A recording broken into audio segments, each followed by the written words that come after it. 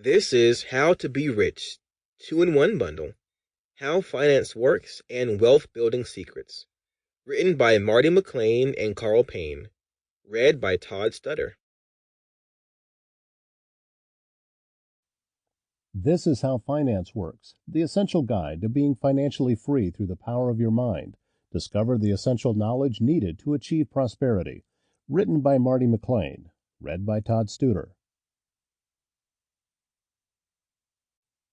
Introduction. In this audiobook, you'll discover the foundations of the manifestation process and the inbuilt power of your mind to produce whatever truth you prefer. You'll dive into the exploration of your awareness and find that it's among the most unbelievable and exciting domains one may inhabit. Welcome to the endless potentiality that's you. Everything in your life is a consequence of what you understand, what you experience, and how you interact with your awareness. These factors make up the elemental source from which everything else develops. Learning about yourself may be the most captivating enterprise one may imagine. Manifesting as a power of consciousness at the inner level and isn't determined by any outer conditions. We all share the same inner source. No one gets more or less. The sole difference is that a few individuals are more cognizant of it than other people. But with this, and with a favorable attitude to learn, you are able to go as deeply as you want. This is your willingness to explore the unknown. Chapter 1. The Basics. Synopsis. The more you understand about the unknown, the more you really comprehend how little you understand. It makes you modest and brings you back to the domain of wonders, miracles, and magic, a domain in which everything is conceivable. Please listen to this audiobook with a wide open mind. You don't have to trust everything that's written here. Simply explore as a scientist would do. When you hit a passage that's hard to grasp, take a break and ponder it a while. Let your mind process this fresh information. Listen to this audiobook a couple of times.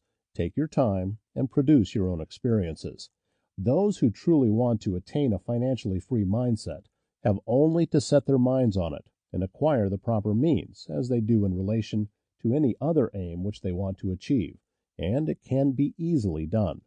But, however simple it might be to make revenue, I have no doubt many will agree it's the hardest thing in the world to hold on to it. It consists merely in spending less than we bring in. That appears to be a really simple issue. A lot of my readers might say, we comprehend this. This is mindset, and we know mindset is wealth. We know we can't eat our cake and have it as well. The basics. True mindset is misconceived, and individuals go through life without properly grasping what that principle is. One says, I've an income of so much, and here is my neighbor who has the same, yet yearly he flourishes and I fall short. Why is that? I understand all about mindset. He thinks he does, but he doesn't. There are men who believe that mindset consists in scrimping, in cutting off 2 cents from the wash bill, and doing all sorts of little mean things. Mindset isn't meanness. The misfortune is, likewise, that this class of individuals let their mindset apply in only one direction. They fancy they're so wonderfully frugal in saving a penny where they should spend 2 cents that they think they can afford to waste in other directions. Before kerosene oil was exposed, one might stop overnight at nearly any farmer's house and get a really good supper. But after supper he may attempt to read in the living room and would find it impossible with the ineffective light of one candle. The hostess, seeing his quandary, would state, It's rather hard to read here evenings. We never have an additional candle except on special occasions. These special occasions happen, perhaps, twice a year. In that way the woman saves $5, $6, or $10, but the information which may be gained from having the extra light would naturally far outweigh a ton of candles. But the difficulty doesn't end here. Feeling that she is so frugal in candles, she believes she can afford to go often to spend $20 or $30 for ribbons and frills, which of many are not essential. This false belief may frequently be seen in other instances. You find great businessmen who save old envelopes and scraps of paper. This is all okay. They might in this way save $5 or $10 a year, but being so frugal only in paper, they believe they can afford to squander time, to have expensive parties, and to drive their fancy cars. This is an illustration of penny wise and pound foolish.